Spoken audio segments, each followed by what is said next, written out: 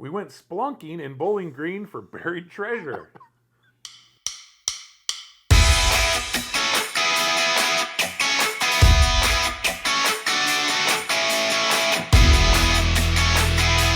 Hello and welcome to Best Motorcycle Roads. I'm Tom. And I'm Todd. We have over 30 years of motorcycling experience and 15 years of planning and riding motorcycle trips. We're here to share with you everything we've learned over those years. Our goal at Best Motorcycle Roads is simple. Make your next motorcycle trip the best it can be. We'll dive into technology, planning, packing, the routes, other tips, and everything in between. From essential prep to unforgettable routes, we've got you covered. Before we kickstart today's journey, we ask you to sign up for our BMR Rider Alerts. It's our way of keeping you in the loop with the latest rides, tips, and stories. We promise no spam, only the essentials to enhance your motorcycle adventures. Join the BMR crew today. We'll put a link in the show notes. This segment about motorcycle gear reviews and tips we call the toolkit. So first, just talking about ear protection. I know we've mentioned this before, but man, I wish that when we first started riding bikes, I would have worn just those little foam earplugs. Yeah. The wind noise, I think, is what it is for me, and I'm known for riding bikes without much windshield, and it's a big difference. Just that white noise, I guess it probably would be called. Yeah. It's hard on the hearing for sure. I just go buy a big bag at the hardware store or a big box of them.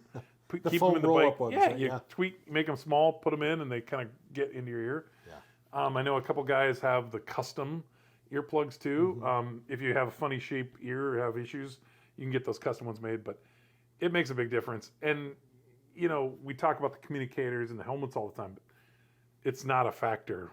Not at all. No. I mean, and I ride behind a large windshield on my Goldwing, helmet on, and, you know, the communicators, but when I put the plugs in, all that other noise is gone. I can just hear the communicators. It's fantastic. Yeah, I love it. Couldn't recommend it more. Yeah. And like I said, if you want to start with the cheap ones, they're not even $1 per pair, I don't think. But so yeah, totally big recommendation there. So, and then secondly, maybe just some of the GPSs.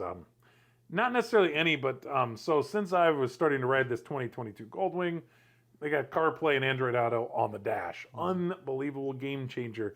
And then right about the same time as I got that, they started to come out with the handlebar mounted versions at reasonable prices. For just over $100, you can actually get the basic model. This connects your phone, whether you're Apple or Android, and just brings it up. Glove friendly, waterproof, kind of like a no-brainer almost. Like, I don't know, like you and I both like to have. Well, you and Brad always have had your phone. You know, we've talked about the problems you've had, you know, the third phone later that you've wrecked because of. This allows you just to put your phone in a protected pocket where it's charging, and then it's just connected, and you can use your handset. And man, the one on the Goldwing, it's a little clunky to figure out all the buttons. This would be a lot easier with with touch. But it's so nice though. Popping back and forth, it reads to you. You can talk to it through the headset. So this is a standalone 5-inch. Yeah. Yep. Mounted on the handlebar. It's like another GPS. It's waterproof.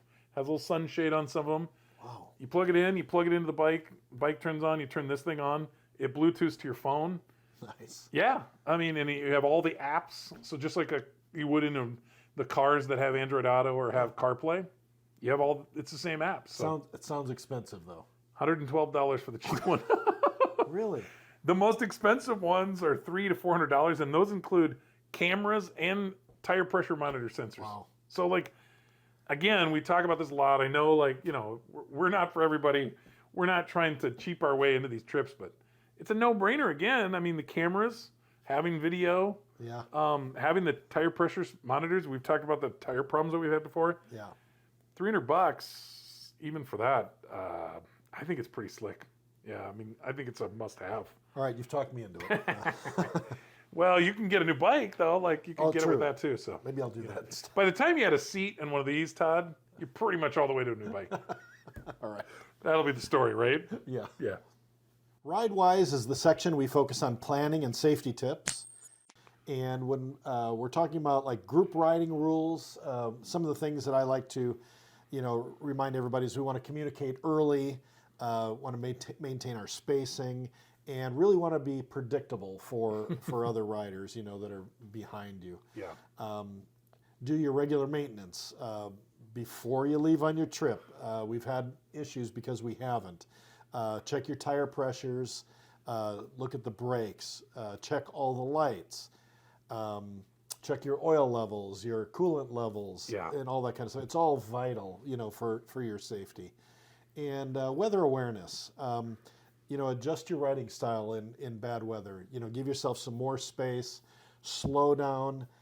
Because a puddle in the road, if you're doing 55, 60 miles an hour, it can cause you to hydroplane pretty easily. So, just slow down. Give yourself some more distance between riders and between cars. I've noticed too in the South, the puddle, the road sometimes a pothole. Potholes sometimes That's true. A big hole. A big hole. Sometimes the roads you're riding on are back roads, 2 lanes. They're not getting all the attention always as other roads. So, and then the other thing to do that kind of is really tightly coupled with that is look ahead to construction.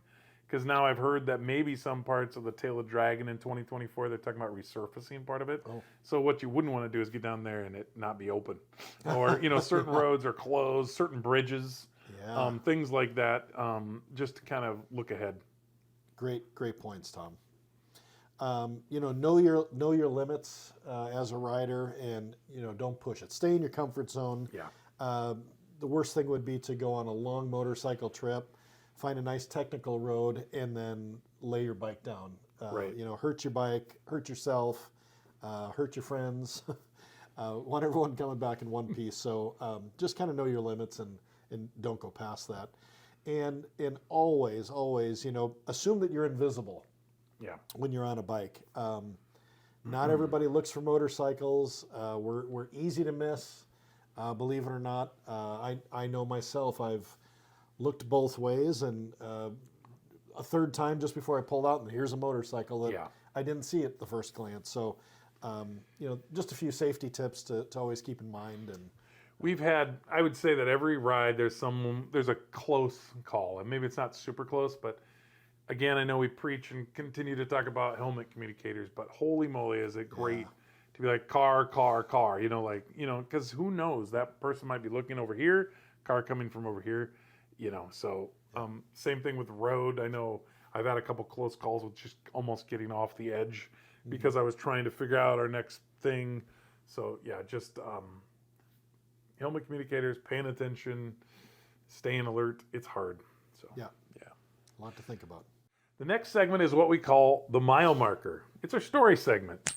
This is a route highlight this time. So we're talking about our trip down to see the Andy Griffith Museum, which was fun. Kind of a trip that was a little bit hard to plan, I guess I would say. Mostly because when you start to factor in these things we've talked about all the time is like maximum ride days.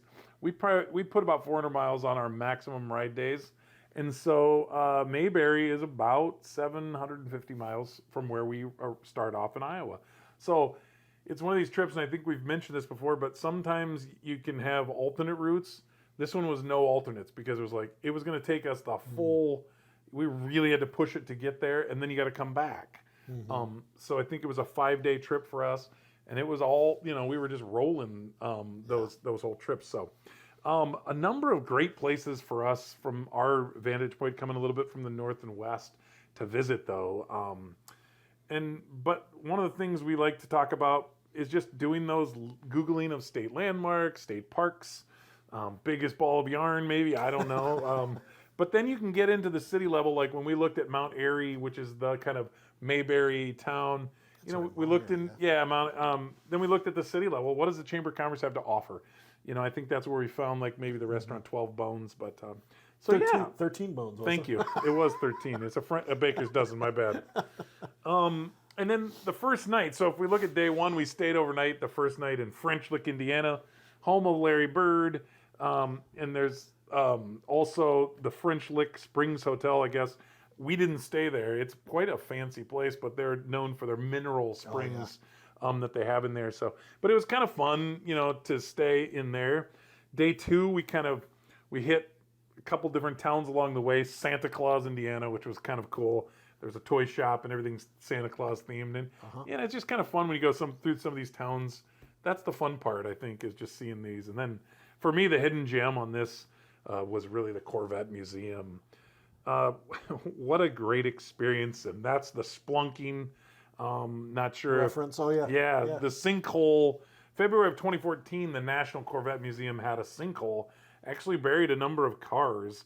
A lot of vintage and even up to the new Corvettes at the time fell in the hole, and that was quite a sight to see. And there was a lot going on there. Yeah, it was right in the middle of the museum. It just it opened up, the floor fell in, and all these cars went down, and it was a large cavern. It was a big hole. It was a big hole. Yeah. Yeah. One of my favorite parts about that is they kind of put a porthole in. Yeah. And you could look down, because they actually didn't take all the cars out, which was kind of neat. Yeah, they kind of glassed over it so you could walk over it or look in. Yeah, I remember. it was not huge, but and then they had a couple cars that they had pulled out and didn't do anything with. They left them kind of in a wreckage state. Yeah, kind of mangled. And I don't know. It was neat. I did not know. I'm not a huge Corvette fan. I don't hate Corvettes, but wow, what a history of! And they had it really well laid out. I thought it was kind of a indoor outside. They kind of had Yeah, I had a super appreciation for Corvettes. Right. You know, after going through that entire museum, I didn't know all the changes and innovations they had made along the way, and there were some great looking cars in there. Oh my gosh! I think one of the neatest things I think now, and I don't know what year they went to the mid-engine Corvette, the current Corvette, but they'd been working on that from the 70s. They were trying to find a mid-engine Corvette that whole time, and it just wasn't working out. They were trying to turn it into modern day supercar. It was just interesting to see the evolution. They had the prototypes, but the other thing I think that for that day it was hot. It was a hot day, and that stop was a great stop. It was a museum with air conditioning. It was a great stop. I think thinking about that weather we talked about a little bit ago here, plan it out. I mean, 2 hours of air conditioning that day was what we needed because it was hot. I agree. Yeah. So day 3, I think, was the day we finally made it all the way out to Mayberry. A little bit underwhelming for me. I think my anticipation of what I was going to see was bigger than the thing, but the museum was pretty cool. I mean, you got to walk through. It was kind of like a do your own, with headphone kind of thing, and you got to hear, so it was kind of like take your own pace, which was nice. So, and there was some cool things to see for sure, but it was just okay. Yeah, it was just all right. Yeah. But then on the way, this is kind of one of our audibles that we found. Oh yeah. Coming away from the Yeah, this was one of my favorite stops. It turned out to be, driving. And I don't remember what highway we were on, but just off to our left, we could see the sign for Bristol Motor Speedway, Yep. And Thunder. What do they call it? Thunder Valley? Yes, drag correct. Strip. There was the sign, and we had the helmet communicators. Yep. I said, hey, let's turn around and go back, see if we can get a close look at this place. Because one thing I remembered is I knew that place had the high bank turns because it was in the movie Cars. Yep, it's a short track, so that it's like a half mile. It's a half mile track. And I think in Cars they made it look like it was a mile long oval. But so we went back and the gate was open. There was nobody there that day. There wasn't a car in the parking lot, and it was like the whole thing was wide open. In fact, we rode our motorcycles right up under the stands, the bleachers, underneath, and got out and walked into the stands, and we could go up to the curves, and it was amazing. It was amazing. It was like a coliseum for racing. It was that's a great way to describe it. It was so cool, and just being there to see those angled turns, the high banked walls, wow, It was unbelievable. And we weren't sure if there was any security there or not, up in maybe in the press box or something. But Tom was going, I think we should take a ride around the track on our bikes. Better not. There might be cameras. Honestly, though, I don't think that there was. There was nothing stopping us from doing that. Probably nothing stopping us, but we would have been on camera. I'm thinking for sure. Whatever. It would have been worth it. Yeah. The gate is open. Is it really illegal? Well, good point. We should go back. We should go back. Oh, so that was now they're gonna lock it. That was a great day, great find, great kind of ad hoc add-on, and then I think on the way back home, we hit, went through Kentucky. We end up in Paducah a lot. There's one place we've always missed. It's one of these days when we get down there, when I go, it's like the hole in the wall cave. But the bridge was actually closed when we were coming back through there, and it was actually raining that day. I don't know if you remember that. It was a mess of a day, but one of these times I want to get to that. I think there's some Jesse James. Maybe somebody was like a hangout, a hold up, like something. That sounds familiar. Someday we'll get there. Right. Yeah. So and then, the last day, a lot of times we're beating it home, and so there wasn't a whole lot the last day. But really good trip. Didn't go down to the Tail Dragon. We were in the neighborhood. We kind of stayed north of that. But yeah, that's fun to pick a theme, stick with it. We also like to do T-shirts. We usually try to do a T-shirt, but I don't know if I ever told you this, but the T-shirt that I had for this was it was actually, I couldn't get it printed because they said I was stealing the copyright of Barney Fife. Oh, but we did have T-shirts for this. We did, but it wasn't the one. I got I got banned. I got shadow banned on it or something. So, yeah, they wouldn't let me do it. Yeah, because I stole the image from the internet. Oh, gotcha. I was printing 5. It wasn't like we were. We weren't selling. Right. So. Yeah. Anyway, I enjoy the shirts you make because you always put the map like on the back and some of the it's places. Fun. Yeah, that's cool. We need to make sure we keep doing that. Something fun that we do. Yeah. Make shirts, and it's birthdays, it's whatever's, and we do. I mean, we always write. Well, not always, but it seems like we always end up writing on our birthday. Right. Labor Day time is usually our birthday time, and so yeah. But the shirts are fun, now it's gotten to the point now where people are just wearing only shirts from our old shirts. Because we have so many now, but they're totally worth it. Usually I'll throw something together on like one of the sites and just get them sent, so. We should probably make way for the ones that we didn't get done. So right. But yeah, so anyway. The podcast can be found on bestmotorcycleroads.com/podcast.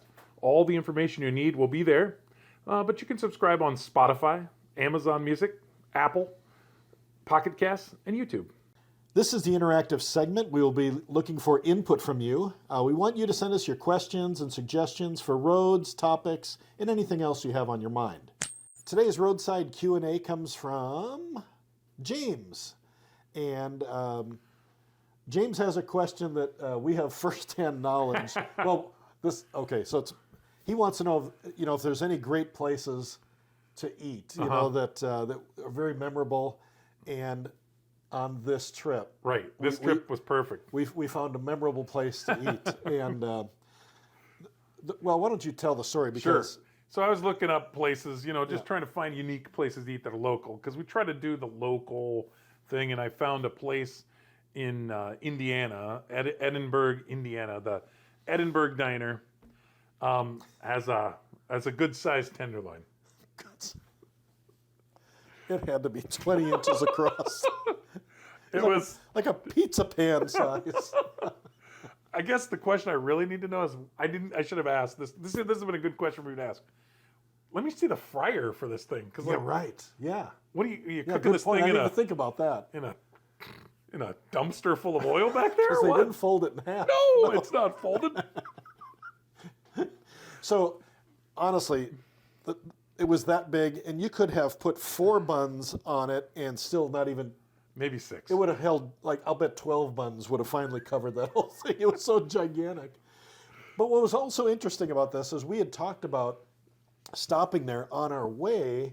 Yep. But we didn't. Nope. So we said, we're going to make sure we hit that on the way back. Well, our friend Chris had to leave a day early. Right. Okay. And Chris is one of these guys that always wants to, surprise you and do something nice and do something funny. Yeah, he just good cat. He does this to us. So so Chris left a day early, and we were going back on our route home, and we're going to hit the Edinburgh Diner, right? Yep. So we get there and sit down, and the 4 or 5 of us, all ordered the tenderloins, and they, just covered the table. These things were gigantic. And then we went to pay, and the waitress said, "It's all been taken care of." We're like, "What do you mean? What do you mean it's been taken care of?" Well, some guy rode through here yesterday, and he paid for all your meals. So, thank you, Chris. Oh my gosh! But that was awesome. I don't know how he set that up or how he got that accomplished, but I just imagine them saying, So you're saying that someone's going to come in here tomorrow? Tomorrow, someone's going to come. Yeah, what the? So yeah, big tenderloin. I would give it a shot. Yeah. I ate it. I finished her. It was a lot. I was not even close. There's another place that has a big tenderloin too. I think I was telling you about in Iowa, and it's St. Olaf, Iowa. Oh yeah. Yeah, it may not be that big, but it is probably twice as thick. Thick, yeah. I've seen it with 4 buns on it, so it's only a 4-bunner. Oh, this thing had to be 12. I'm telling you. It was gigantic. It was unbelievable. Yeah. But these are the places that are fun to find. Yeah. I love your tenderloin Edinburgh, but don't have the dessert. I'm just gonna say. I hope they're not watching. Well, facts are facts. But no, I mean, when you get enjoyed, these are the things, like you say. It's a memory, I mean, what an experience. And, right. We've been talking about it for years now. So, Indeed. Edinburgh Diner. Do it. So now is the last mile. It's kind of how we close the episode. We talk about the things that we've liked the most about the trips. So Todd, what do you like? What was well, for this, this trip you planned out to, the Andy Griffith Museum. Yeah. Whether we are Andy Griffith fans or not, it was still a destination to go to.